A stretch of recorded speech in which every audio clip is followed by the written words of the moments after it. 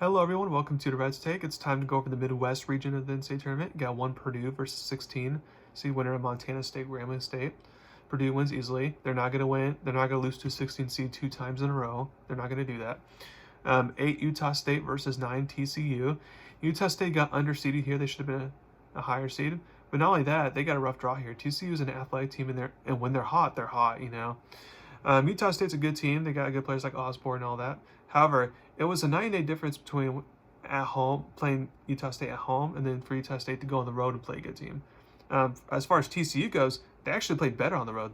They, won at Baylor or at Kansas State. They should have won at Kansas, almost won at BYU. Like they're a really good road team, and they're, a senior heavy type of team. So I'm going to go with TCU here for the upset, despite contrary opinion there. 5 Gonzaga versus 12 McNeese State.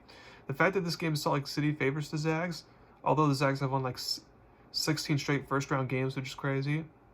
This was definitely a tough draw for them, no doubt about it. And the only reason they got the 5th seed Gonzaga is because, like I mentioned earlier with BYU, getting demoted down to 6th seed for not playing on Sundays.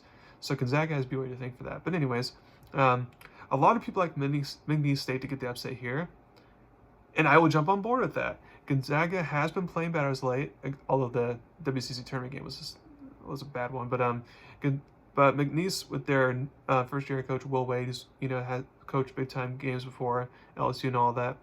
I like Will Wade to get the. They have been building for this moment and envision this moment since he got there day one, and I feel like they'll seize the opportunity here and get the win barely.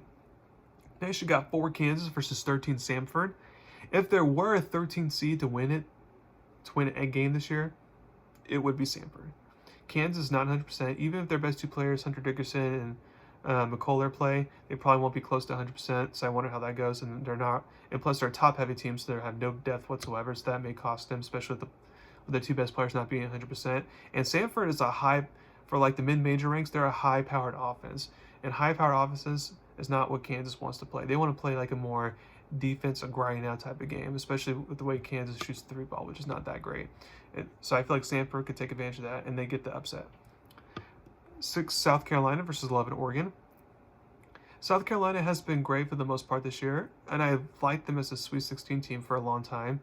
But then when the bracket came out, I was like, Oregon's a tricky matchup. The reason why Oregon won the Pac-12 after suffering through mediocrity all year is because they're finally healthy, and their starting center is now healthy specifically, and the starting center is really good defensively. Like he'll be a defensive nightmare for the Gamecocks. I feel like Oregon rides their hot momentum, gets the upset here barely. Next, you got 3 Creighton versus 14 Akron. Some people say Akron is a bad matchup for Creighton, maybe, but I still have Creighton winning. 7 Texas versus 10, the winner of Virginia and Colorado State.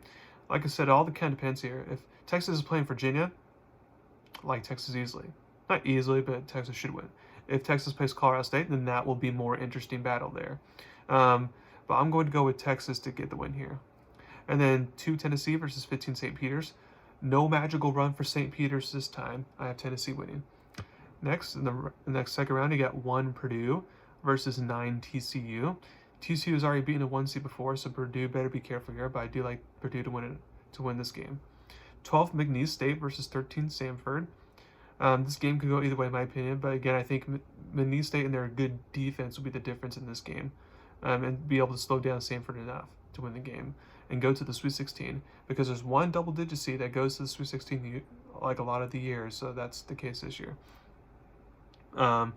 And then 3 Creighton versus 11 Oregon. Luckily for Creighton, they have a great center who can match up Oregon's great center that I just talked about earlier. So I do like Creighton to win this game here. And then 2 Tennessee versus 7 Texas. Texas has been very inconsistent all year against the great teams, so I have Tennessee winning this game and getting to the Sweet 16. Now for the Sweet 16, you got 1 Purdue versus 12 McNeese State. McNeese State's Cinderella run will come to end here as Purdue should get the big win. And then 2 Tennessee versus 3 Creighton. Again, this is another 50-50 game here.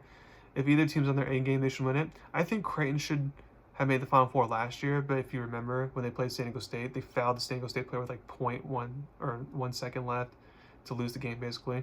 I feel like they'll get redemption here, and Creighton will continue their run and send Tennessee on packing early. So they need to get a Purdue-Creighton Elite 8 matchup.